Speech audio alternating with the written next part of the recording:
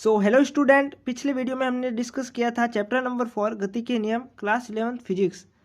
तो उसमें हमने पढ़ा था कि जड़त्व क्या होता है, जड़त्व के प्रकार को हमने डिस्कस किया था उदाहरण सहित।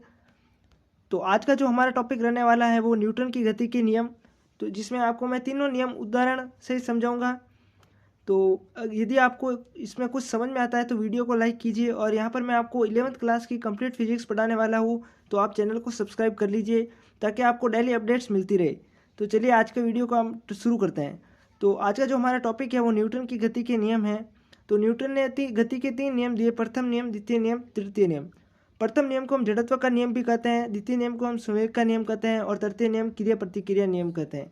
और इनको जड़त्व का नियम, संवेग का नियम क्यों कहा जाता है ये हम आगे डिस्कस करेंगे। तो जो फर्स्ट हमारा जो नियम है गति का वो है जड़त्व का नियम। तो पहले इसका स्टेटमेंट देख लेते हैं कि यदि कोई वस्तु विराम अवस्था में है तो वो विराम अवस्था में ही रहेगी। यदि वस्तु पर कोई बाह्य बल लगाकर ही वस्तु को विराम अवस्था से गति की अवस्था में परिवर्तित किया जा सकता है। और यदि कोई वस्तु गतिशील अवस्था में है, एक कांस्टेंट वेलोसिटी से वो मोशन कर रही है, तो वो एक समान चाल से सरल रेखा में चलती ही रहेगी जब तक उस पर वस्तु पर कोई बाह्य बल हम न लगाए। तो इसे गति का प्रथम नियम कहते हैं, और इसे जड़त्व का नियम भी कहते हैं। जड़त्व के बारे में मैंने आपको पिछले लेक्चर में समझा दिया था। तो इसका अगर एग्जाम्पल देखें तो चलती रेलगाड़ी से अचानक उतर जाने पर व्यक्ति आगे की ओर गिर जाते हैं, और दूसरा, खिड़की के शीशे पर बंदूक से गोली मारने पर शीशे में छेद हो जाता है। गति का द्वितीय नियम, जिसे हम संवेग का नियम भी कहते हैं। तो पहले इसका स्टेटमेंट देखते हैं, फिर आपको इसको मैं मैथमेटिकल तरीके से समझाऊंगा। तो किसी वस्तु के रेखीय संवेग में परिवर्तन की दर उस वस्तु पर लगाए गए बाह्य बल के अनुक्रमानुपाती होती है। इसका अर्थ क्या हुआ, इसको हम मैथमेटिकल तरीके से समझे तो रेखीय संवेग क्या होता है, पी।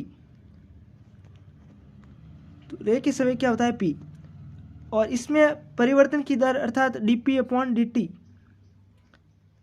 उस पर वस्तु पर लगाए गए बाह्य बल F के प्रोपोर्शनल होती है, अनुक्रमानुपाती होती है। तो आपको ये मैथमेटिकल स्टेटमेंट्स याद रखना है कि F प्रोपोर्शनल dp/dt, और इसकी सहायता से आप इसको याद कर सकते हैं इजीली। तो इसका उदाहरण देखें तो क्रिकेट खेल में खिलाड़ी तेजी से आती गेंद को कैच करते समय अपने हाथों को पीछे की ओर कर लेता है। इससे गेंद का वेग है जो कम हो जाता है और खिलाड़ी को कोई चोट नहीं लगती है। गति का तृतीय नियम और सबसे छोटा नियम, इजी नियम है ये, क्रिया प्रतिक्रिया का नियम। तो न्यूटन की गति के तृतीय नियम के अनुसार प्रत्येक क्रिया के बराबर एवं विपरीत दिशा में प्रतिक्रिया होती है। तो इसको एग्जाम्पल के माध्यम से हम समझते हैं। तो एग्जाम्पल अगर हम देखें तो ये कोई टेबल है, इस पर यदि आप हाथ लगाएंगे तो आप टेबल पर इस ओर बल लगा रहे हैं, तो टेबल आप पर इसके विपरीत दिशा में लेकिन परिमाण में समान बल लगाएगी। अर्थात बल का परिमाण समान रहेगा लेकिन दिशा विपरीत रहेगी। और कुएं से जल खींचते समय रस्सी टूटने पर रस्सी खींचने वाला पीछे की ओर गिर जाता है। बंदूक से गोली मारने पर पीछे की ओर धक्का लगना, ये भी क्रिया प्रतिक्रिया नियम के उदाहरण है और इम्पोर्टेंट है। तो आई होप आपको समझ में आ गया होगा गति के तीनों नियम। तो हमारे नेक्स्ट वीडियो का टॉपिक रहने वाला है संवेग संरक्षण के नियम, इसका डेरिवेशन, इसकी थ्योरी, इसको मैं कंप्लीट पढ़ाने वाला हूँ। तो मिलते हैं नेक्स्ट वीडियो में। Thank you.